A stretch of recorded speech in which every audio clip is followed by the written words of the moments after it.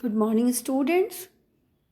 Welcome back to my personal YouTube channel in सेठ मुरलीधर मानसिंह का government girls college Bhilwara. मैं doctor सीमा गौड़, पोषण विशेषज्ञ, आज आपको स्पास्टिक कब्ज के बारे में आहार आयोजन पर पढ़ाऊंगी। पिछले अध्ययन सत्र में हमने एटॉनिक कब्ज के बारे में पढ़ा था। स्पास्टिक कब्ज, इस प्रकार की कब्ज में बड़ी आंतों की तंत्रिका तंत्र की अत्यधिक प्रेरणा के कारण मांसपेशियों की टोन में तीव्रता में व्यापक वृद्धि हो जाती है, जिसके कारण आंतों की क्रमाकुंचन गति अत्यधिक तीव्र एवं अनियमित हो जाती है तथा भोजन आगे की ओर नहीं खिसक पाता। इस कब्ज में आंतों में पीड़ादायक संकुचन होते हैं तथा कभी कब्ज तो कभी दस्त की अवस्था बन जाती है। इस प्रकार की कब्ज में मल के साथ साथ म्यूकस भी उत्सर्जित होती है। अत्यधिक भावुक तथा हाइपरटेंसिव व्यक्तियों में यह समस्या अधिक देखी जाती है। स्पास्टिक कब्ज के कारण, स्पास्टिक कब्ज का पहला और मुख्य कारण है जलन उत्पन्न करने वाले भोज्य पदार्थों जैसे कि चाय, कॉफ़ी, शराब इत्यादि का अत्यधिक सेवन करना। ये भोज्य पदार्थ हमारी आहार नाल में की मांसपेशियों को, स्किन को, उपकला ऊतकों को इरिटेट करते हैं और स्पास्टिक कब्ज का कारण बनते हैं।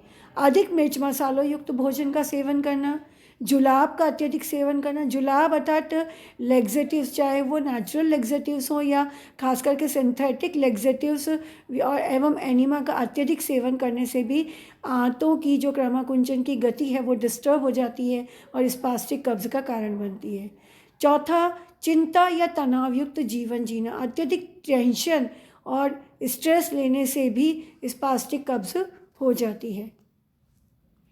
स्पास्टिक कब्ज के लक्षण, पेट में ऐंठन या मरोड़ के साथ तेज़ दर्द होना, लेपित जीभ या कोटेड टंग, ये हमने एटॉनिक कॉन्स्टिपेशन में भी देखी थी। भूख में कमी एवं जी मिचलाना, नौजिया, बेचैनी, सिर में दर्द, चक्कर आना, कार्य करने में अरुचि होना, पेट में गैस या वात भरना, कभी एटॉनिक कब्ज तो कभी दस्त की अवस्था होना, शिकायत होना और विशेषकर मल के साथ साथ श्लेष्मा या कभी कभी खून का जाना।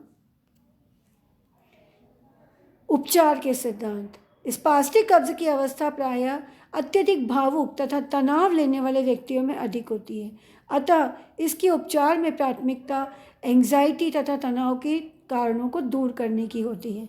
पहला है सेडेटिव्स, ट्रैंक्विलाइजर्स तथा एंटी स्पाज्मोडिक्स जैसी दवाइयों का उपयोग चिकित्सक की सलाह से। सेडेटिव्स हमारी बॉडी को रेस्ट देते हैं, सुला देते हैं। ट्रैंक्विलाइजर्स हमारे दिमाग को रेस्ट देते हैं और एंटी स्पाज्मोडिक दवाइयाँ आंतों की क्रमाकुंचन की गति या स्पाज्म को कम करती हैं। दूसरा, जुलाब तथा एनीमा के उपयोग को अवॉइड करना। तीसरा, निम्न रेशेयुक्त नरम आहार से प्रारंभ करके सामान्य आहार पर लेकर आना। और चौथा, रात्रि के समय तरल पैराफिन या हाइड्रोफिलिक कोलर्स जैसे अगर अगर का उपयोग करने से आहार नाल की इंटरनल लाइनिंग स्मूथ बनी रहती है और कब्ज की समस्या नहीं होती। आहारी सिद्धांत, निम्न रेशेयुक्त नरम, सुपाच्य, कम मिर्च मसाले तथा भरपूर जलयुक्त आहार हमको स्पास्टिक कब्ज की अवस्था में लेना चाहिए। स्पास्टिक कब्ज में आहार व्यवस्था, स्पास्टिक कब्ज का मुख्य उद्देश्य बड़ी आंतों में जलन उत्पन्न करने वाले दशा को सुधारना है तथा इसके लिए हमें निम्न उपचार करने चाहिए। पहला, 1 टेबल स्पून लैक्टोज फलों के रस दिन में 2-3 बार दिया जाना चाहिए। कम मिर्च मसाले या बिना मिर्च मसाले का भोजन लेना चाहिए। मादक द्रव्यों जैसे कि शराब, रम इत्यादि का पूर्ण वर्जित होनी चाहिए। यांत्रिक चिढ़ अर्थात मैकेनिकल इरिटेशन उत्पन्न करने वाले भोज्य पदार्थों से परहेज करना चाहिए, जैसे छिलके सहित दालें, रेशेयुक्त भोज्य पदार्थ इत्यादि। पर्याप्त मात्रा में ठोस आहार ग्रहण करना चाहिए जिससे भोजन आंतों से होते हुए आसानी से निकल जाए। विटामिन B1 की कमी को दूर करने के लिए पर्याप्त मात्रा में फलों के रस, चावल का पानी, दाल का सूप इत्यादि का सेवन करना चाहिए। नियमित व्यायाम को व्यवहार में लाना चाहिए। पर्याप्त मात्रा में जल का सेवन करें, दिन भर में 8 से 10 गिलास जल पीना चाहिए तथा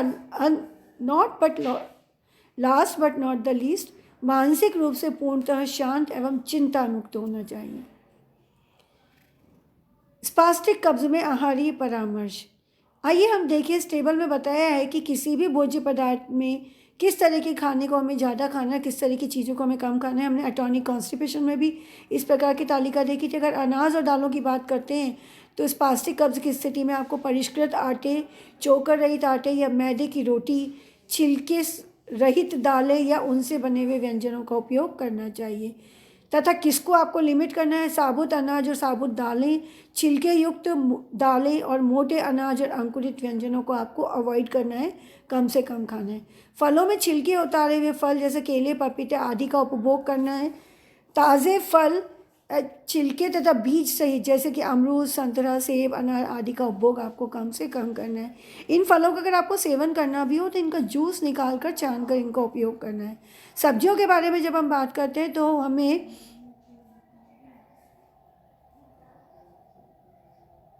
बीज रहित भली भांति पकी हुई कम मिर्च मसालों की सब्जियों का उपयोग करना है तथा ताज़े फल व सब्जियों के सलाद या अधिक मिर्च मसाले व ग्रेवी वाली सब्जियों का उपयोग कम से कम करना है।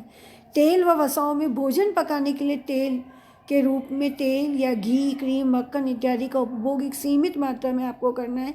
घी और तेल जो है वो आहार नाल में स्नेहन का भी कार्य करते हैं। वहीं इनसे बने हुए तले भुने भोज्य पदार्थ जैसे कचौड़ी, समोसे और खनिज तेलों का उपभोग कम से कम करना है। अब हम देखें कि एटॉनिक और स्पास्टिक कब्ज में अंतर क्या है। एटॉनिक कब्ज की जब बात करते हैं तो एटॉनिक कब्ज में जैसे कि एटॉनिक मतलब टोन ही खत्म हो गई है। Intestinal walls lack muscular tone, आंतों की मांसपेशियों में मस्कुलर टोन नहीं के बराबर या बहुत कम होती है। वहीं स्पास्टिक कब्ज में ओवर स्टिमुलेशन होता है नर्व एंडिंग्स का, जीआईटी के नर्व एंडिंग्स का, और जिसके कारण इरेगुलर मसल टोन, अनियमित और अनियंत्रित मस्कुलर टोन हो जाती है। कभी बहुत तीव्र होती है और अनकंट्रोल्ड होती है जिन पर हमारा नियंत्रण नहीं रहता।